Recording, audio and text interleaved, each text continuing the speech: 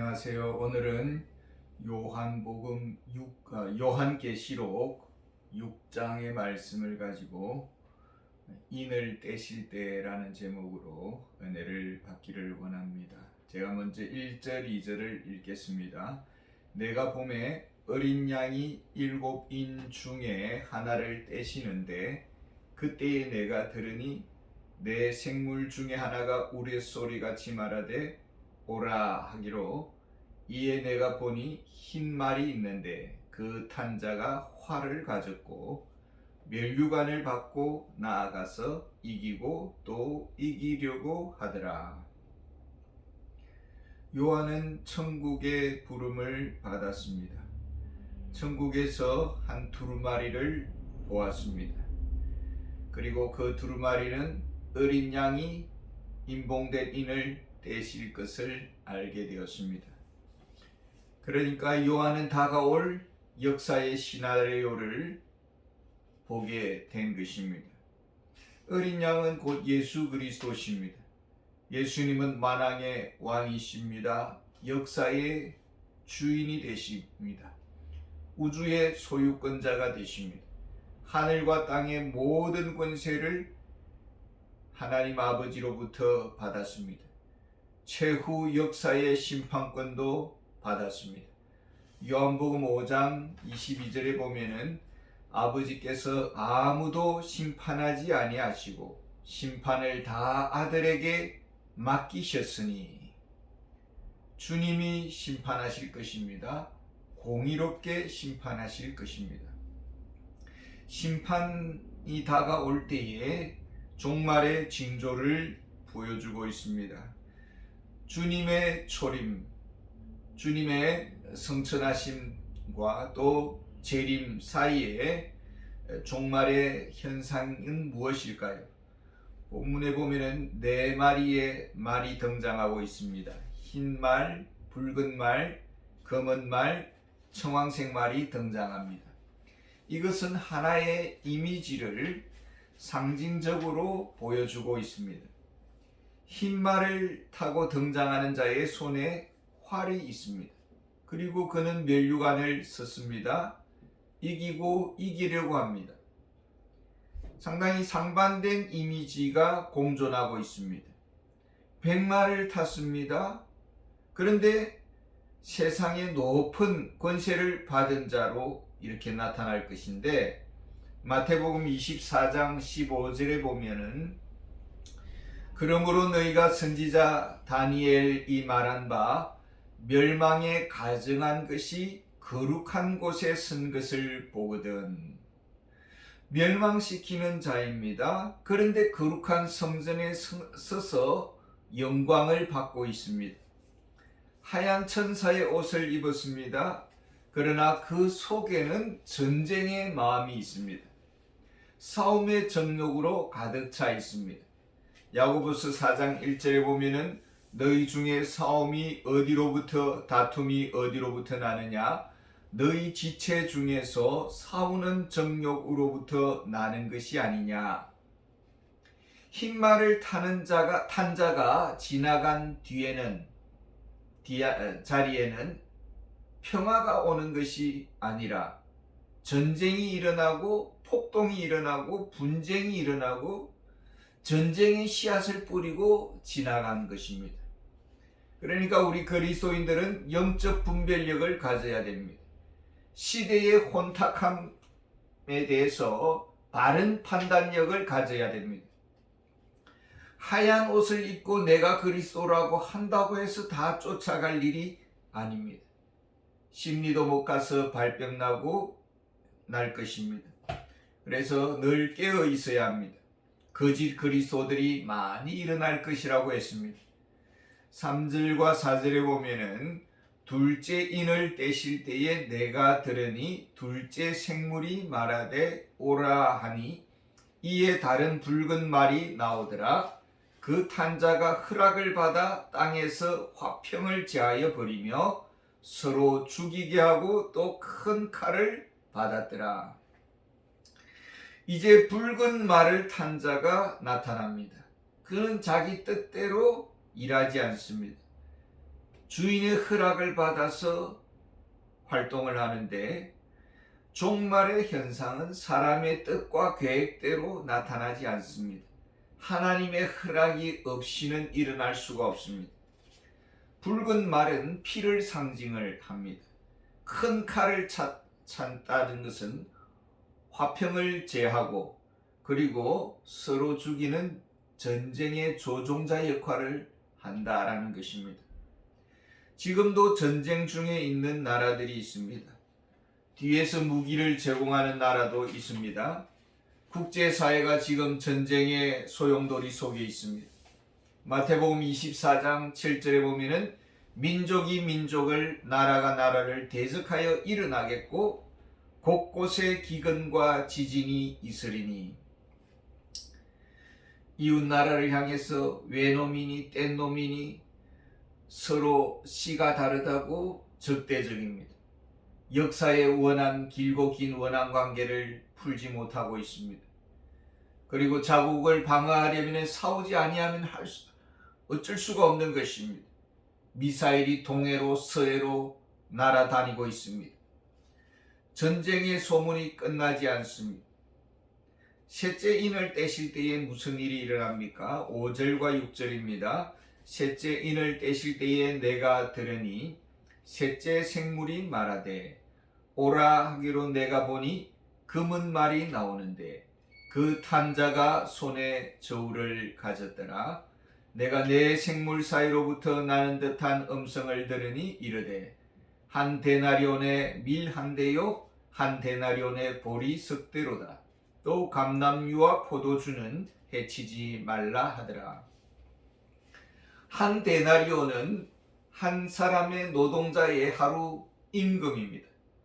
하루 임금이 빵 한 조각 먹는 그런 분량입니다.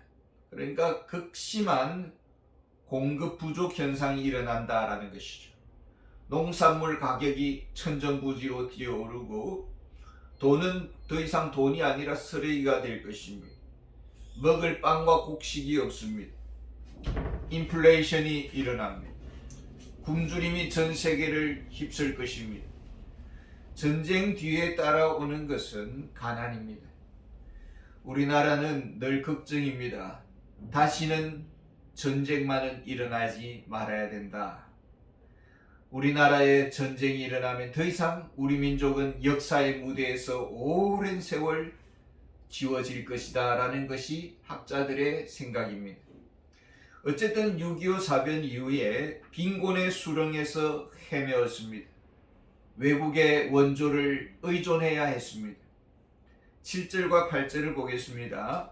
넷째 인을 떼실 때에 내가 넷째 생물의 음성을 들으니 말하되 오라 하기로 내가 보매 청황색 말이 나오는데 그 탄자의 이름은 사망이니 음부가 그 뒤를 따르더라. 그들이 땅 4분의 1의 권세를 얻어 금과 흉년과 사망과 땅의 짐승들로서 죽이더라. 이제 청황색 말을 탄 자가 나옵니다. 말을 탄 자는 사람이 아닙니다. 사망이라는 상징적 이름을 가지고 있습니다. 생명들이 사망의 그늘에서 신음할 것이고 전쟁이 거쳐가고 가난이 찾아오고 가난 이후에 질병이 찾아오고 전염병이 창궐합니다. 이것은 순차적으로 나타나는 현상이 아니라 함께 공존하는 현상들입니다. 그리스도의 초림부터 재림 때까지 항상 이런 사건들은 지속해 왔습니다. 그러나 주님의 재림이 가까우면 가까울수록 이런 사건들의 강도는 국제적이고 우주적이고 더 크고 더 강력하게 일어나게 될 것입니다. 9절부터 11절까지를 읽어보겠습니다. 다섯째 인을 떼실 때에 내가 보니 하나님의 말씀과 그들이 가진 증거로 말미암아 죽임을 당한 영혼들이 제단 아래에 있어 큰 소리로 불러 이르되 거룩하고 참되신 대주제여 땅에 거하는 자들을 심판하여 우리 피를 갚아주지 아니하시기를 어느 때까지 하시려 하나이까 하니 각각 그들에게 흰 두루마리기를 주시며 이르시되 아직 잠시 동안 쉬되 그들의 동무 종들과 형제들도 자기처럼 죽임을 당하여 그 수가 차기까지 하라 하시더라. 다섯 번째 인을 떼실 때에 천국의 제단이 나타나고 그리고 그 제단 아래에 순교자들의 영혼들이 울부짖는 것입니다. 10절에 보니까 거룩하고 참되신 대주제여 땅에 거하는 자들을 심판하여 우리 피를 갚아주시지 아니하기를 어느 때까지 하시려 하나이까. 흰 말을 탄 자가 거룩함과 또 평화의 옷을 입고 나타났습니다. 그러나 그 지나간 자리에는 교회의 핍박이 일어났습니다. 수많은 순교자의 피가 흘렸고 신사참배라는 그런 참 고통이 따랐습니다.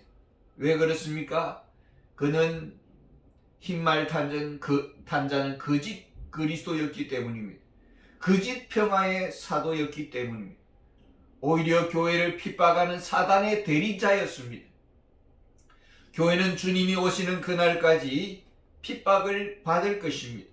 수많은 주의 종들이 순교를 당할 것입니다. 언제까지입니까? 순교 당한 자의 수가 차기까지입니다. 하나님은 충성된 주의 종들을 찾고 있고 생명을 다해 주님 앞에 충성을 하는 그런 종들을 찾고 있다라는 것입니다. 저들은 어떻게 사명을 감당했을까요? 여섯째 인을 떼실 때에 이제 주님의 재림을 앞두고 끝까지 회개치 않는 자들의 모습이 있습니다. 15절 16절을 읽겠습니다. 땅의 임금들과 왕족들과 장군들과 부자들과 강한 자들과 모든 종과 자유인이 굴과 산들의 바위 틈에 숨어 산들과 바위에게 말하되 우리 위에 떨어져 보좌에 앉으신 이의 얼굴에서와 그 어린 양의 진노에서 우리를 가리라. 지금 우주적인 재난이 일어나고 있습니다. 하늘에서는 별들이 떨어집니다. 추평낙엽처럼 빛들이 사라지고 있습니다. 그렇다면 이 분위기를 직감을 하고 회개해야 되는데 끝까지 회개하지 않는다라는 것입니다. 왜요? 사단의 영에 사로잡혔기 때문입니다. 마음이 강팍합니다. 그리스도를 대적하고 끝까지 교회를 핍박합니다. 주의 종들이 왜 순교의 피를 흘려야 했습니까? 이런 강팍한 자들을 상대해서 복음을 전하기 때문입니다. 끝까지 돌아오지 않습니다. 그러나 주의 종들은 듣든지 아니 듣든지 복음을 전하는 것입니다. 사명을 위해서 충성을 다해야 되는 것입니다.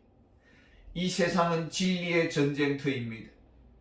복음을 증거하는 신실한 주의 종들이 있는가 하면은 복음과 교회를 대적하는 사단의 종들이 있고 이 세상은 진리의 전쟁터입니다. 그렇기 때문에 우리는 진리로 무장해야 되고 거짓 사도에게 속지 말아야 됩니다. 내 안과 밖에 죄와 피 흘리기까지 싸우는 그런 영적인 헌신이 우리에게는 있어야 합니다. 가난과 기근이 찾아올 것입니다.